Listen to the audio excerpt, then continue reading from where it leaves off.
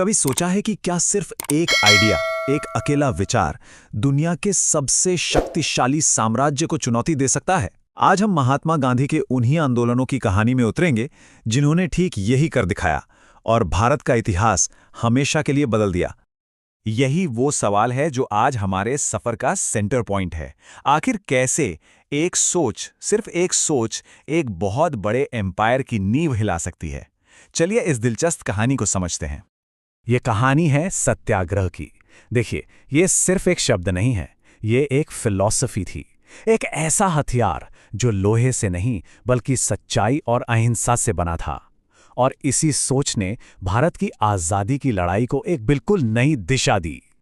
तो सबसे पहले ये समझना जरूरी है कि ये शक्तिशाली विचार यानी सत्याग्रह आखिर है क्या और इसकी शुरुआत कहाँ से हुई। ज्यादातर लोगों को लगता है कि सत्याग्रह की शुरुआत भारत में हुई होगी, पर ऐसा है नहीं। इस जबरदस्त आइडिया का जन्म और इसका पहला कामयाब इस्तेमाल हुआ था साउथ अफ्रीका में, जहां गांधी जी ने रंग भेद के खिलाफ पहली बार अपने अहिंसक विरोध को आजमाया था। तो सत्याग्रह का मतलब क्या है? सीधी भाषा में ये सच्चाई की ताकत है, प्यार की ताकत है। ये अन्याय के सामने खड़े होने का एक तरीका है, लेकिन मुट्ठी से नहीं बल्कि खुली हथेली से। और यही वो सोच थी जो आगे चलकर भारत के स्वतंत्रता संग्राम की आत्मा बनने वाली थी। तो साउथ अफ्रीका में सत्याग्रह की आग जलाने के बाद गांधी जी इस मशाल को लेकर भारत लौटे।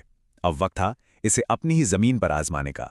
चलिए देखते हैं कि उनके पहले कदम कैसे रहे। भारत आते ही गांधी जी सीधे एक्शन में आ गए। 1917 में चंपारण और फिर अगले ही साल 1918 में खेड़ा और अहमदाबाद।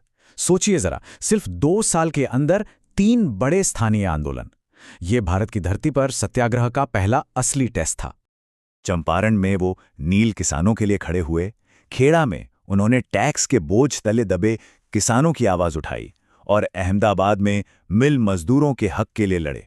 मुद्दे अलग थे, जगहें अलग थीं, पर हथियार एक ही था, सत्याग्रह। इन छोटी छोटी जीतों ने ये तो साबित कर दिया कि सत्याग्रह काम करता है। तो अब वक्त था इसे एक बड़े लेवल पर ले जाने का, एक राष्ट्रव्यापी आंदोलन खड़ा करने का। अब लड़ाई सिर्फ एक गांव या शहर की नहीं बल्कि पूरे हिंदुस्तान की होने वाली थी। इस राष्ट्रव्यापी आंदोलन की चिंगारी भड़की 1919 के रॉलैट एक्ट से। ये एक बहुत ही दमनकारी कानून था जो ब्रिटिश सरकार को बिना किसी मुकदमे के किसी भी भारतीय को जेल में डालने की ताकत देता था। इसके जवाब में गांधी जी ने पूरे देश से सत्याग्रह करने का आह्वान किया। और इसी गर्म माहौल के बीच साल 1920 में जन्म हुआ असहयोग आंदोलन का। ये एक ऐसा पल था जो पहले कभी नहीं हुआ था। पहली बार पूरा भारत एक साथ खड़ा हो रहा था ब्रिटिश सरकार से हर लेवल पर असहयोग करने के लिए। ये आंदोलन पूरे देश में जंगल की आग की तरह फैल रहा था। लेकिन फिर 1922 में उत्तर प्रदेश के एक छोटे से गांव चौरी चौरा में कुछ ऐसा हुआ जिसने कहानी का रुख ही मोड़ दिया।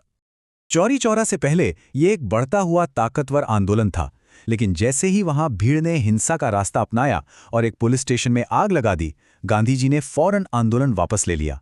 ये एक बहुत बड़ा और विवादास्पद फैसला था, लेकिन ये उनके सिद्धांतों को दिखाता है। उनके लिए मंजिल तक पहुंचने का रास्ता भी उतना ही पाक साफ होना चाहिए जितनी की मंजिल। असहयोग आंदोलन के रुकने के बाद कुछ सालों तक एक तरह की खामोशी सी रही, लेकिन ये तूफान से पहले की शांति थी। बहुत जल्द आज़ादी की लड़ाई एक ऐसी दिशा लेने वाली थी जो इतिहास में हमेशा के लिए दर्ज हो गई। साल था 1930 और शुरुआत हुई सविनय अवज्ञा आंदोलन की। और इस बार गांधी जी का हथियार कुछ ऐसा था जो हर भारतीय की रसोई में था, लेकिन जिस पर ब्रिटिश सरकार का कंट्रोल था, नमक। उन्होंने इस मामूली सी चीज को ब्रिटिश साम्राज्य के अन्याय का सबसे बड़ा सिंबल बना दिया। और इस आंदोलन का चेहरा बनी ऐतिहासिक दांडी मार्च।